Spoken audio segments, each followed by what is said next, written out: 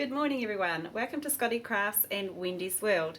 Today I want to feature the brand new Couture Creations embossing folders. This is an amazing Christmas range that they've just put out. I got to have a play and came up with 6 cards in very little time, which is what you want when you're making Christmas cards. So featured on the board is this one here. I'm going to show you how to actually create that card using one of these brand new embossing folders. So I'm using the tree design.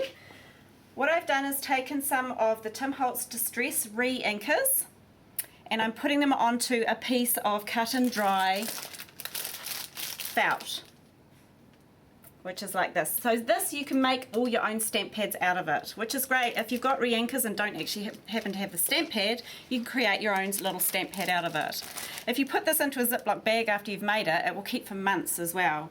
So I'm taking some of the, I think is this the summer range, Adrian? Spring. The spring range of re-inkers. And to make your stamp pad, I've just cut a small section out of the cut and dry felt.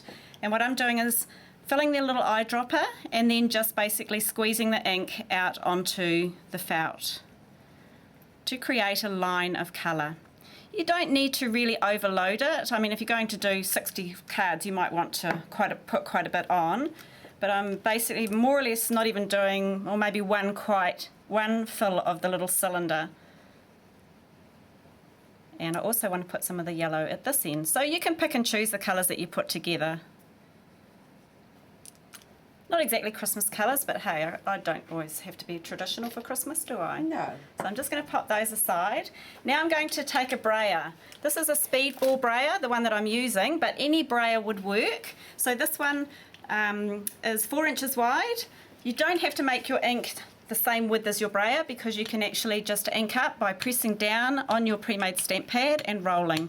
When you first make your stamp pad, you've got to kind of work your brayer a little bit. You can see as I turn, the ink starting to cover my roller. I'm sorry, my roller is very well loved, so it has a few stains on it that I'm unable to get off. I'm then going to turn my ink pad around and I'm going to line the yellow up over the yellow and proceed to ink the other side of my brayer. I'm not moving backwards and forwards across my ink pad, I'm kind of staying in line where they are, where the colours are on the pad. I've then taken a piece of gloss card, which we sell either in a pack of I think 6 cards and envelopes, or 12 cards and envelopes, or you can buy it in an 8.5 by 11 inch sheet. And it works best on gloss paper? Definitely, Wendy? most definitely. It doesn't move around properly on normal cardstock. So once you've got your brayer sorted, I want you to take your folder and where the design is indented, so this one it happens to be where the writing is the side I want to do because it's the background that I want to ink. So I'm going to lay my brayer over it and I'm just going to ink over the folder, backwards and forwards, and then I'm going to hold this up so that you can actually see the colour on it. It doesn't look like a huge amount of colour, but once you pop your piece of gloss card into the folder, so glossy side down onto the inked side of your folder, close your folder up. Now we're going to use a combination of an A board, a B board, our embossing folder and another B board on top, and I'm going to roll it through my Cuttlebug. Whoops, we've let go again. This bench has got lots of ridges in it, so my Cuttlebug will only hold on for about 5 minutes. Open my folder up and there is my embossed design. So what's happened is the tree hasn't got the ink on it, just my background. So pretty. You can come in and ink around the edges as well using your same stamp pad if you want to darken the edges. I usually just trim it down, mat it onto a colour that matches and then create a finished card by just adding some words and a bow. The other techniques that I've done, I've used the deboss side to create this card at the bottom here, and what I've done is on the deboss side I've actually gone into it with the Stickles, which is like a glitter glue. The next one over, I've also used the debossed side and I've just rubbed a red ink pad over the top of the debossed side. So what's happening is it's picking up the background and leaving the little white areas. The one at the top here, I've actually used metal. So we sell the sticky backed metal in the store here I think it comes in a pack of about 12 sheets of different colours. I've used the silver side, and then I've just painted it and then sanded it back. The next one over, basically just inked over it with Distress inks, as I have with the one below with the little birds on it. Beautiful designs, quick and easy Christmas cards, one pass through the Cuttlebug, awesome.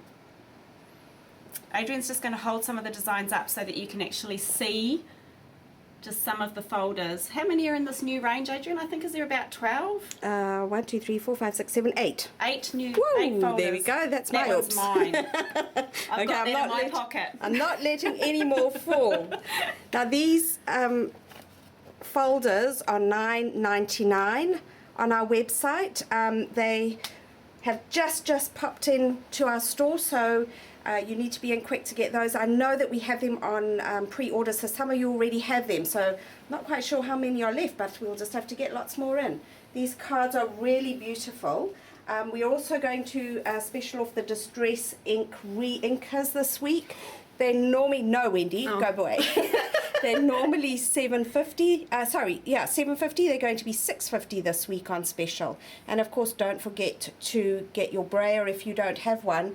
I always thought I didn't need one, and I know so many techniques now using that brayer that it's become an essential part of my equipment. So enjoy shopping, ladies, and enjoy making these beautiful cards. Bye. Thank you, bye.